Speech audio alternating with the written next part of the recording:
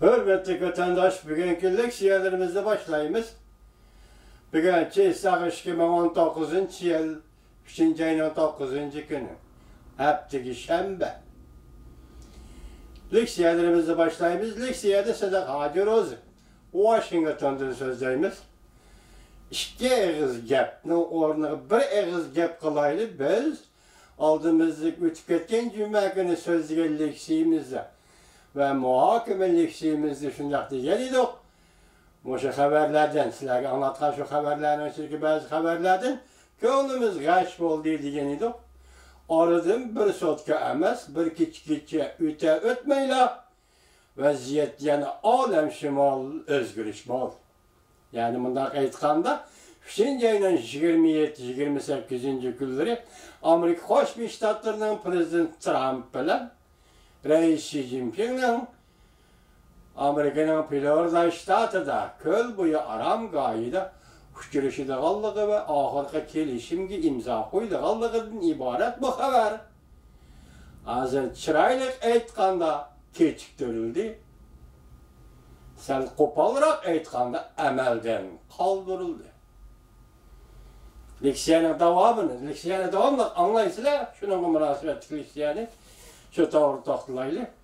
Bugun endi hozir yana Xinjiang to'g'risida, mustamlik Uyg'uriston to'g'risida yaxshi bir xabar, ya'ni Amerika tarafdan kelayotgan bir xabar shundoq dog'dug'liq yetib keldi. Bizga bugun ham shu leksiya to'g'risida to'xtalamiz. Birinchi mavzu, birinchi xabar vatandoshlarga bunday so'zlaymiz. Amerikaning elchisi Jungoning vatandarini chiqarib atkidak urush qo'zg'adi ma'naviyat sohasida. Mavzuli xabar 3. ayning 8. kuni Amerika ovozining Xitoy programmasi e'lon qilindi. Xabar bunday boshlanadi.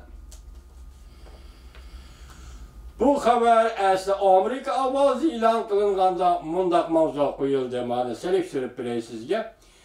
Amerika xalqaro diniy e'tiqod elchisi Jungo diniy e'tiqodga urush e'lon qildi deb aybladi. Mavzuli xabar 3. ayning 8. kuni Amerika ovozining Xitoy programmasi e'lon qilindi. Xabar mundaq boshlandi. Endi yuqorqisi to'rbeti e'lon qilinganda Amerikaning elchisi Jungoning vatandarini chiqarib atkidak urush qo'zg'adi. Mavzuli xabar 3. ayning 8. kuni Amerika ovozining debdi, lekin to'rbeti buni mavzusini yuqorqidek o'zgartirgan. Xabarni o'zi kelaylik.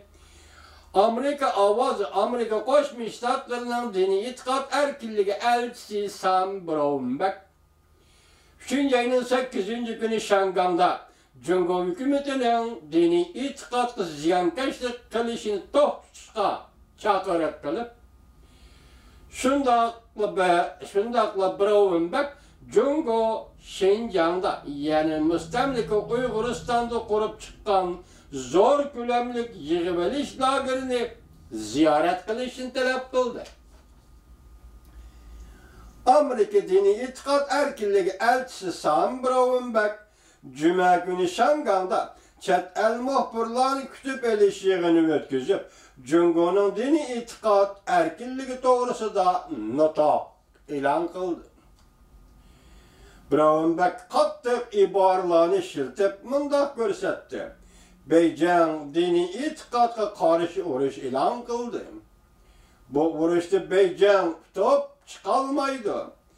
Beijing kishilarning negizlik ve muqaddas huquqi, diniy e'tiqod huquqini hurmat qilishi kerak.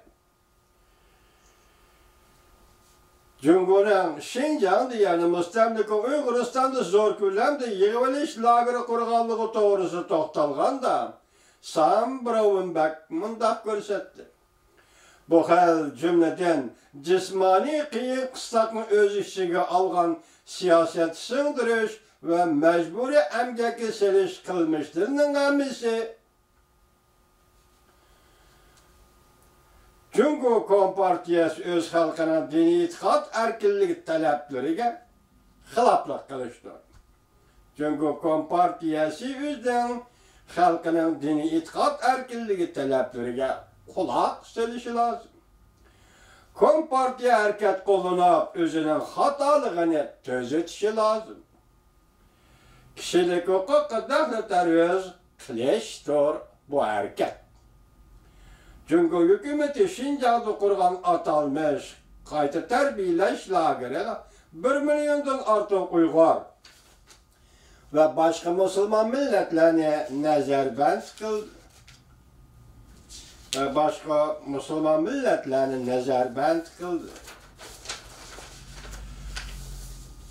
Amerika dini itikat erkinliği Elsie Brownback yanımında görsetti. Prezident Trump hükümeti Şincan'da zor kölemde müstemlik Uyguristan'da nazarband kılış ahvalıga yukarı dikkat bilen qaraydı. Hem de bu hareket Beijing hükümetinin asallık millet Müslümanlarının təbəlik ve ten elişi medeniyet ve itikatına qaytadan çigirağı ayrış ve tizgilleşki uğrunişi dep hesaplaydı. Muhbar növbette Amerika Cumhuriyeti'nin Şincan'da yani müstemlik Uyguristan'da yol koygan bastırış hareketleri doğrusunda yeni bir siyaset yoki embargo qilish siyosati cümleden Şincan Uyghur Abdunum Rayon'un sekreteri Chin Chuan-Go'nun kişilik hukuk meselesiga alakadar embargo qilish doğrusunda siyaset tüzdü mü deb sual koyganda Brownback mundaq ko'rsat. Dünyanın her qandaq bir joyiga bunun içinde Şincan'ı var. Hareket qo'llanish to'g'risida to'xtalish bu devletimizin ishki ishi. Bu to'g'rida bu yerda bir nima demaymiz deb javob berdi. Biroq Amerika diniy e'tiqod elchisi Sam Brownback yig'ilish lagerini ziyorat qilish talabini qayta sharhladi. Brownback mundaq ko'rsatdi, mening u yerga berish puristi bo'lishni umid qilaman. Yüzeki undaq-mundaqla ko'rib qo'yish uchun emas. Men yig'ilish lagerining ichiga haqiqiy ishiga kirib, u yerga nazarband qilingan kishilar bilan so'zlashni, ularni erkin ixtiyoriy ziyorat qilishni umid qilaman. Jungo'da katolik dini muridlari masalasi bo'yicha to'xtalganda Brownback mundaq ko'rsatdi. Pentagon, Jungo'da yangi pop belgilash to'g'risida Jungo ifodasini bildiribdi. Bu namoyanda xarakterli kelishim diniy e'tiqod erkinligining yaxshilanishiga erishtirilmabdi. Brownback mundaq ko'rsatdi. Bu vaqtlik kelishimni o'tgan yili Jakartaganda Jungo davomli katolik dini rayolarga binormal muomala qilyotdi. Hozirgacha o'zgargan bir holni ko'rmadik. Amerika diniy e'tiqod erkinligi elchisi Brownback mundaq ko'rsatdi. Uzoq o'tmay Jungo'da diniy e'tiqod erkinligining darvozasi ochildi. Diniy e'tiqodga ziyonkashlik qilishning temir perdesi bitchit bo'ladi. Nima deydi? Amerika Qo'shma Shtatlarining diniy e'tiqod erkinligi elchisi Sam Brownback mundaq deydi. Uzoq o'tmay Jungo'da diniy e'tiqod erkinlik darvozasi ochildi. Diniy e'tiqodga ziyonkashlik qilishning temir perdesi bitchit qilinadi.